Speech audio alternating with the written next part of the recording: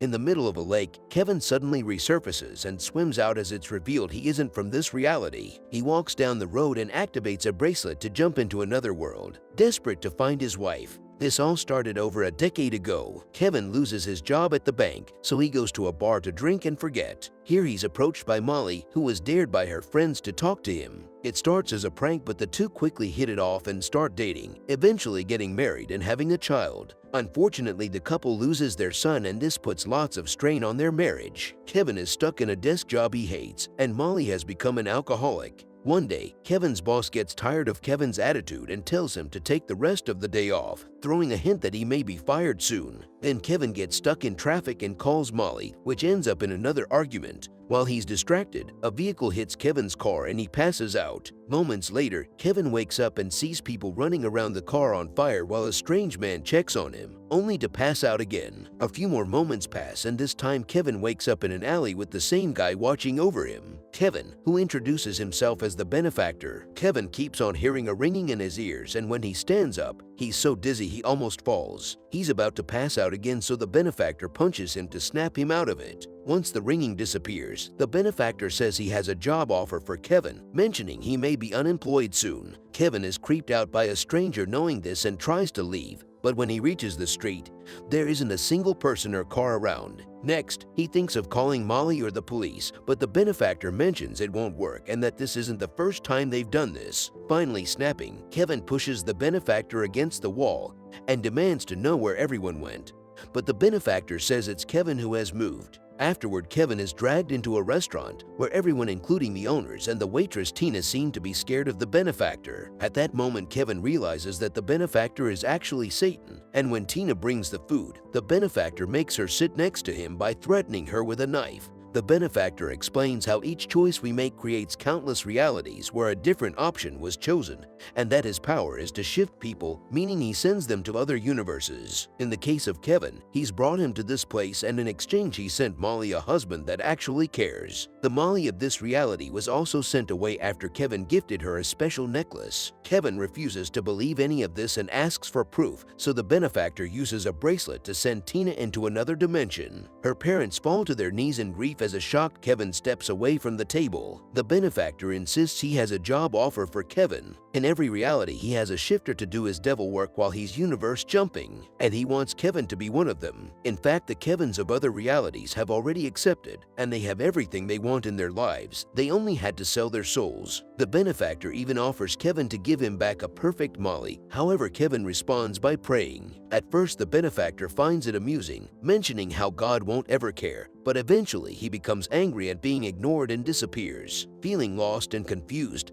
Kevin apologizes to Tina's family and goes to the street, where he starts learning more about this reality. This version of society is living under a totalitarian regime, and officers wearing futuristic armor patrol the streets. When some cops see Kevin, he gets scared and runs away. Time starts to pass, and Kevin has to adapt to this new society and learn its history. War and hate took over this society to the point of almost destroying the world. One day, the shifters showed up, working in secret to get rid of anyone they considered problematic, like politicians, pastors, and soldiers. Millions of people disappeared, and peace was restored until the benefactor came to this world as well, and the few remaining leaders gave him control. Now this world has no hope and no faith. Also, religion is illegal. It's been 5 years since Kevin was brought here. He's perpetually sick and known as the Kevin who refused, so he uses a fake name to work for a construction company. His only friend is Gabriel, who knows the truth about him. Kevin writes any Bible passages he can remember on a typewriter and distributes them through Gabriel in secret as a way to rebel against the no-praying law. In his free time,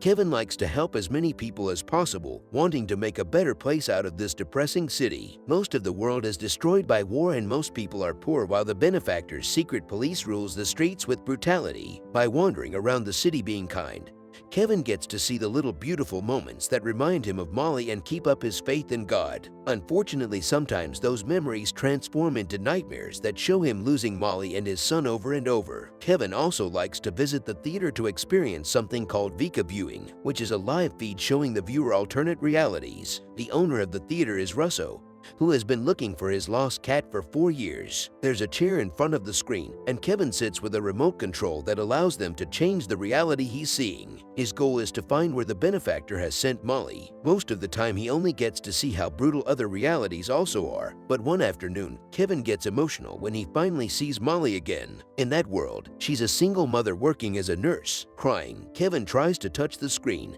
but the recording goes off, so he has to step back and respect the boundaries. Soon his time is over and he rushes to Russo to ask for more, but his schedule is fully booked, so Russo tells him to come back in a few days. On his way back home, Kevin sees lots of people protesting at the bridge because the cops won't allow anyone to cross into the south end. It turns out that the area has been scheduled for demolition, meaning many citizens will lose their homes. Suddenly, a man jumps over the barrier and past the cops to reach the middle of the bridge, where he suddenly disappears, meaning he was a shifter. The crowd begins panicking and pushing back against the cops, causing the officers to throw gas bombs and open fire to get them all to leave. As everyone runs away, Kevin is cornered by a cop who almost shoots him, but Gabriel drags him away just in time. The duo hides inside an old factory, and Gabriel tells Kevin that God has abandoned them. Afterward, Kevin goes to the grocery store, and while waiting in line, he sees a kid walk away from his mother. He immediately goes after him, but when he walks around the shelves, the kid is gone, which triggers awful memories of the time he and Molly lost their son in the supermarket.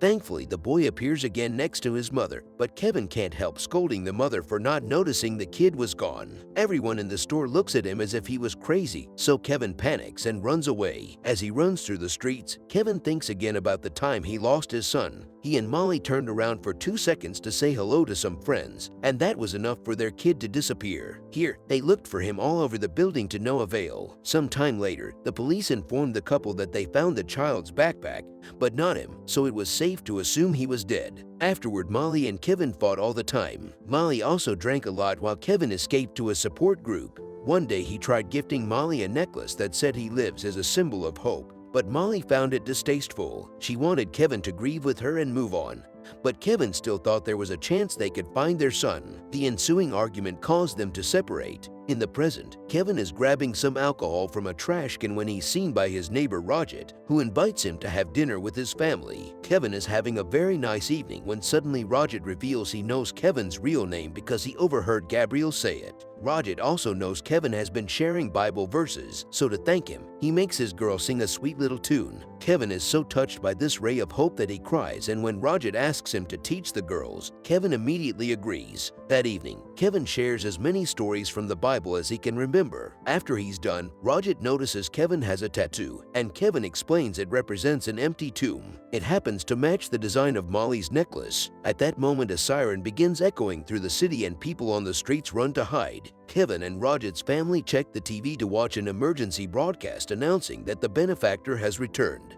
The mayor reminds the citizens that if the benefactor needs them for anything, they need to cooperate or the punishment will be death. Sometime later, Kevin returns to the theater and begins looking at the Mollys from different universes until he finds one wearing the necklace, meaning that's the one from his world who got shifted. An excited Kevin rushes to the control room to celebrate and ask for that universe's address code, and when Russo says he can't give it to him, Kevin gets rather aggressive. Russo immediately scolds him and explains he lost the connection when Kevin got off the chair, so he doesn't have the code. Kevin wants to try again, yet Russo refuses, saying that even if they manage to find the same Molly, which could take hours, the address is pointless if Kevin doesn't have the special bracelet, also known as Deviator. A desperate Kevin runs out until he finds Gabriel, dragging him into an alley to talk. Kevin wants Gabriel to get him a gun so he can go after the benefactor, but Gabriel reminds him weapons are illegal and trying to kill the devil is crazy. When Kevin gives him an envelope with more Bible stories and says these will be the last ones, Gabriel gives in and offers Kevin his own gun. The next day, Kevin tries to approach the area where the benefactor is visiting a restaurant to recruit his next shifter. The police have put up barriers on the streets, yet crowds are forming everywhere to see the benefactor, to the point some people get into fights over the closer spots. While the cops are busy dealing with those fights, Kevin sneaks around and runs into the restaurant to catch the benefactor. However, to his shock, he enters his motel room instead. Confused, Kevin steps outside and sees the front of the restaurant again, where the benefactor is dining with another version of him, meaning the door is a teleporting trap. At that moment, the police open fire on him and hurt Kevin's arm, so he rushes back in to hide. Whenever he peeks outside, He can see the cops waiting for him. Furious, Kevin drops the gun and starts destroying all the things in his room as he calls out God for testing him so much. When he falls to his knees to pray, the benefactor appears in the room and takes the gun before making Gabriel appear in the room too. Gabriel immediately denies knowing Kevin, so an amused benefactor makes the gun disappear and orders Gabriel to clean up the room. Then the benefactor gives a speech about how God doesn't care and offers Kevin the job again. Kevin replies by asking about his son, so the benefactor tells him to leave the room so Kevin can learn he isn't a good person. Kevin immediately rushes outside and finds the cops looking for him. Rajat tries to cover for him, only for the police to quickly shoot him down. Then the cops come after him, so Kevin runs back into the room and hides behind the bed. Gabriel doesn't move fast enough, and when the officers open fire from outside, Gabriel also gets killed. When his body falls, Kevin sees a deviator on his wrist, meaning he was a shifter all along. Kevin carefully sneaks around the bed and steals the deviator, pressing some random buttons to be teleported out of there. He appears in the middle of a desert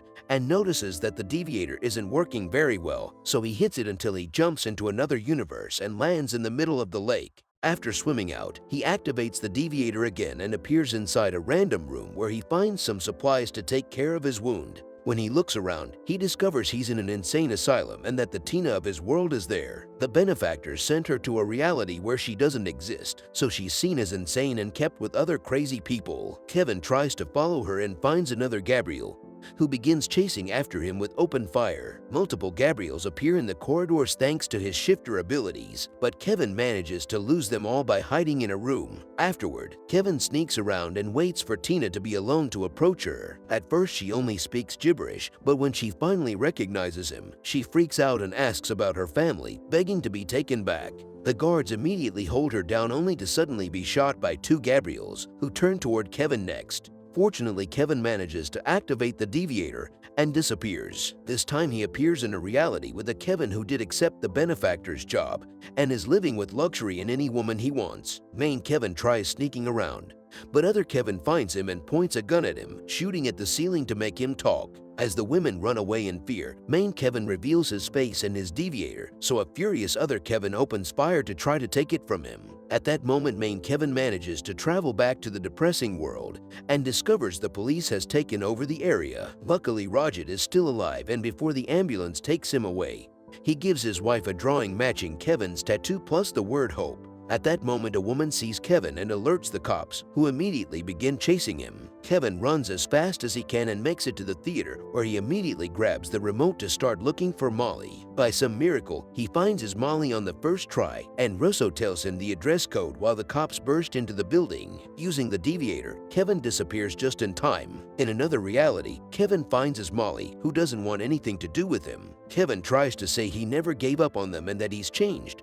but it's not enough for Molly, who has already moved on and only keeps the necklace as a memento. Suddenly, someone drags Kevin away by the shoulder. It's the benefactor, who brings Kevin back to the theater. Another Gabriel shoots his deviator, and the benefactor brings over Tina before admitting he did shift Kevin's son, causing a furious Kevin to try to attack him. The cops immediately hold him down and the benefactor makes a final offer. Kevin must choose between going back to Molly for good or sending Tina back to her family. As Kevin hesitates, Russo is shocked to finally find his cat again, which is the sign of hope Kevin has been waiting for from God. He chooses to send Tina back to her family, and as she reunites with her loved ones, the benefactor takes Gabriel's gun to try to shoot Kevin. At that moment, a miracle blesses Kevin for his choice and sends him to the reality where Molly is a single mother and nurse. Since he's been healed up and his ring is missing, Kevin approaches this Molly in the bar like the other her did to him the first time, and they immediately hit it off. They soon start dating, and Kevin starts a new life here, saying it's not his world but it is his home. Eventually, he marries this Molly and he becomes a father to her daughter. They also have a child of their own. Kevin is so happy with this new family that he believes God rewarded him with the double of what he lost.